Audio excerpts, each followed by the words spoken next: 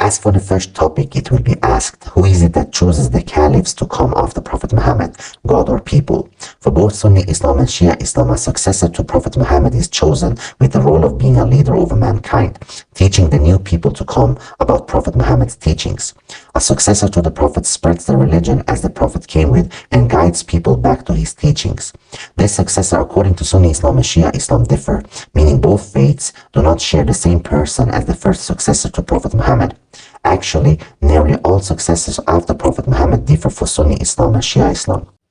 Now, this first successor and the same would apply to the other successors after the first. Both Sunni Islam and Shia Islam also differ on who chooses them.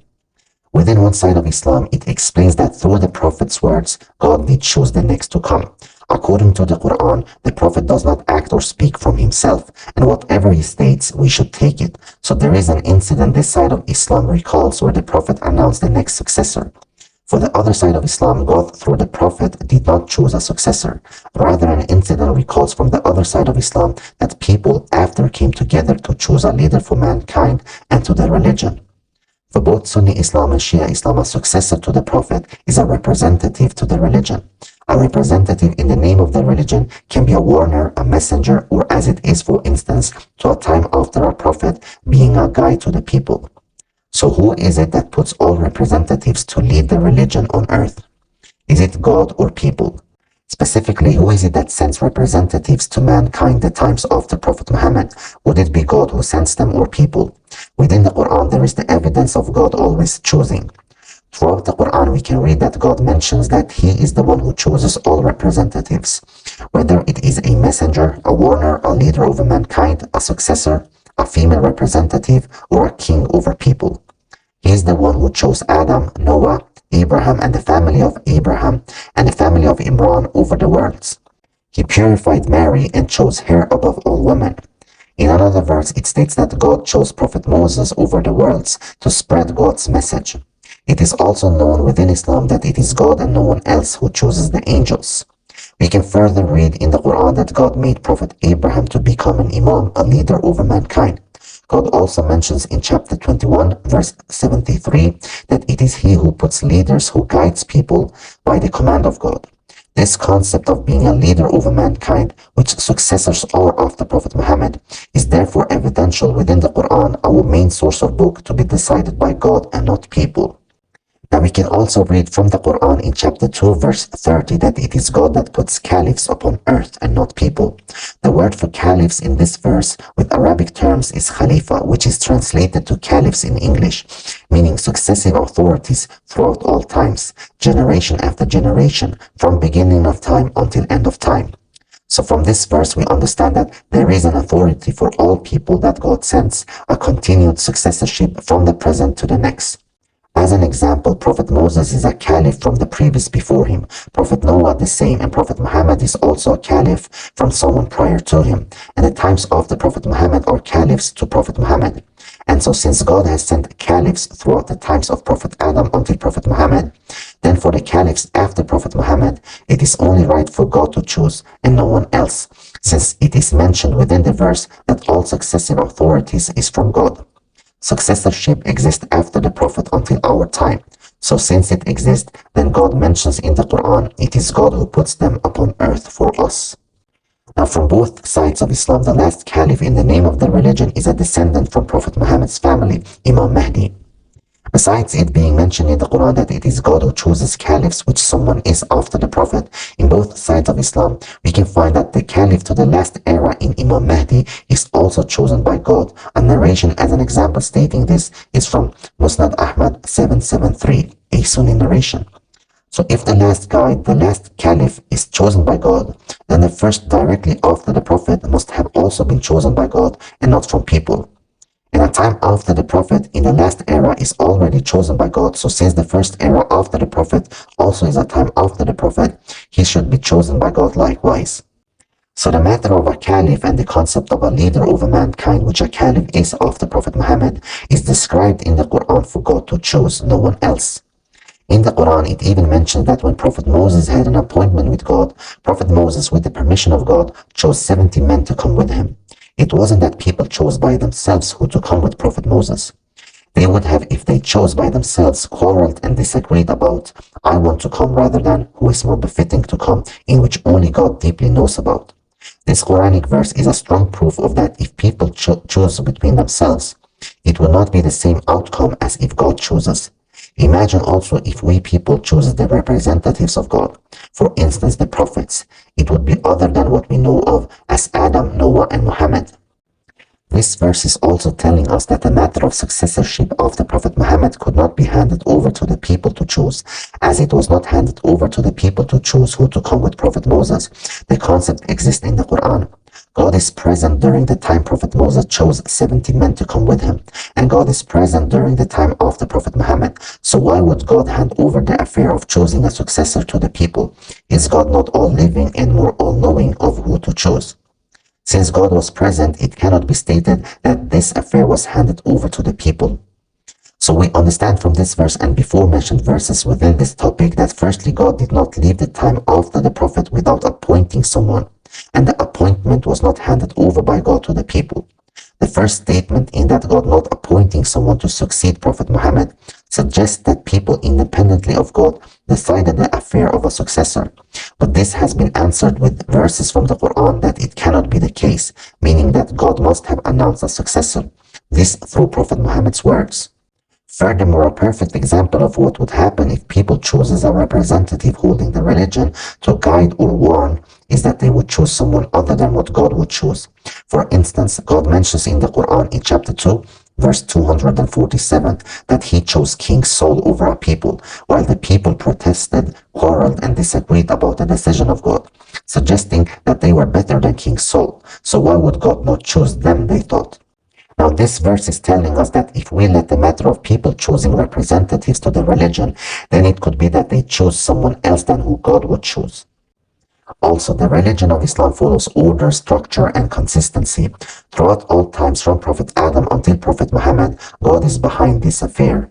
It isn't a religion of order, structure, and consistency if the times from Prophet Adam to Prophet Muhammad is chosen by God, but the times to come after Prophet Muhammad can be decided by people. It is better to state that all times, inclusive the times after the Prophet, God is the one who chooses.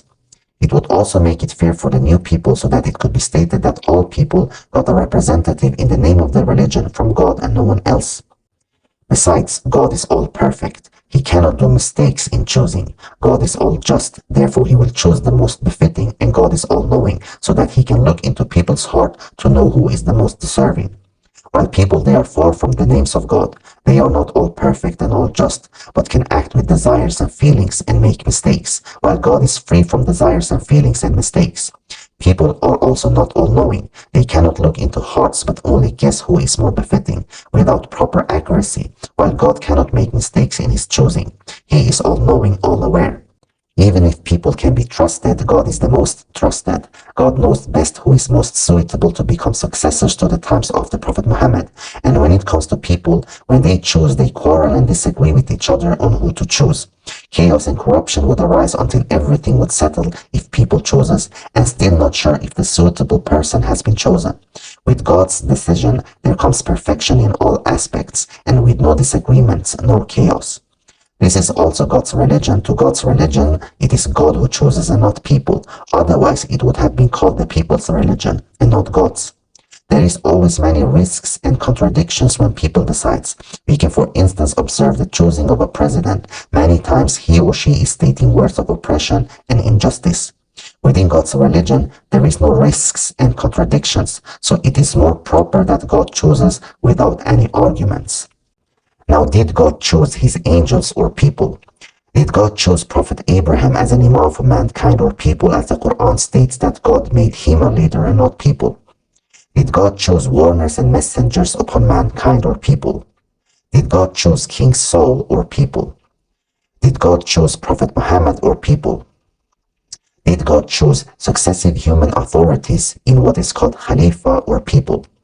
And is Imam Mahdi to our time chosen by God or people? God chooses all representatives for his religion. But why does one side of Islam state then that people after the Prophet came together and chose a leader for the religion? There is three explanations to why this side of Islam adheres to people choosing the next successor to Prophet Muhammad and not from God. One in which is that history and narrations from this side of Islam states that this incident has taken place.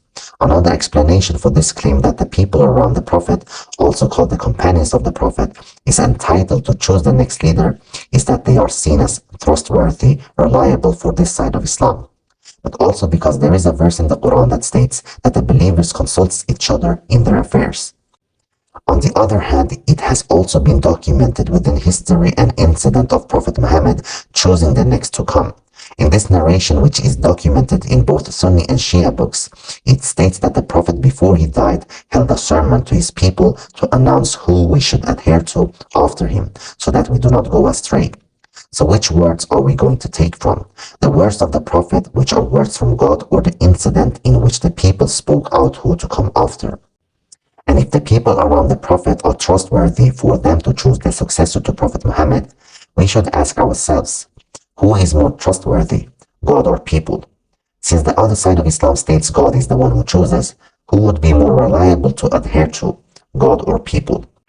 And as for the last view that the verse in the Quran approves people deciding the matter of caliphate by stating that the believers consult each other in their affairs, it will be mentioned as a response that successorship and leadership is the affair of God and not people. Because if we refer it back to the Quran, it mentions that it is God who decides this matter, as God also decides the matter of prophethood, warners, angels, etc. The evidence is also within Imam Mahdi, who is a successor to the Prophet in our time, with the title of being an Imam, a leader over mankind, chosen by God, documented in the books of both faiths. Now this is my last words to this topic, but to make it more confusing, let us state that the one side of Islam that believes God to choose Prophet's successor is called X, and the other side of Islam which states people came together without God to choose the next successor is called Y. The religion of Y also have another version of this, in which some believe that actually God did choose the next successor after Prophet Muhammad, not people. Firstly, this cannot be true because within the narrations of the religion of Y and history as documentation, people around the Prophet did come together and elected the next leader through discussion with each other. If God through the Prophet really chose someone according to the one side of Islam called Y, then why is there a need for an election after with the people discussing something that is already decided by God beforehand? But even if it is true that God did choose the successor to Prophet Muhammad according to Y, then here is the case. The successor the religion of Y adheres to is not the same as the successor of the religion of X. We can call the successor of Y for person Y, and the successor of the religion X for person X. So according to the religion of Y, person Y was chosen by God. So who is now correct? The religion of X, who states that God chose person X, or the religion of Y, who states God chose person Y? Since now both sides of Islam would claim that God chose their successors, then we cannot conclude which is true and which is not, but what we can do is to study how the second and the third successor after the Prophet was chosen according to both sides of Islam. From one side of Islam, the one side of Islam I have argued for to be the truth for me, with the mentioned evidences, states within their books that all times from Prophet Adam until Imam Mahdi, meaning and including of all successors of Prophet Muhammad, until our time is all chosen by God. While for the other side of Islam, which has documented the first successor of the Prophet to be chosen by people, but even if not, even if this successor of this side of Islam got chosen by God, then I would still find the truth in the one side of Islam I have called X over the side of Islam I have called Y. Because according to Y, the first successor of this side of Islam chose the second successor independently of God, and the second caliph from this side of Islam decided the matter for the third to be chosen by council of 6 men, and not for God to be included. References will be provided in the last video for this, the summary video. So therefore, I adhere to the one side of Islam that states that all times God is the one who chooses. In the conclusion video or the summary video, I will by name state which side of Islam it is who believes that God is the one who chooses caliphs to all times after the Prophet, and also will I mention by name which side of Islam it is who believes that the matter of choosing a caliph can be decided by people, the one side of Islam which is called Y here. Finally, what would you choose for the representatives put on earth in the name of the religion of the Prophet Muhammad until our time to be decided by God or people?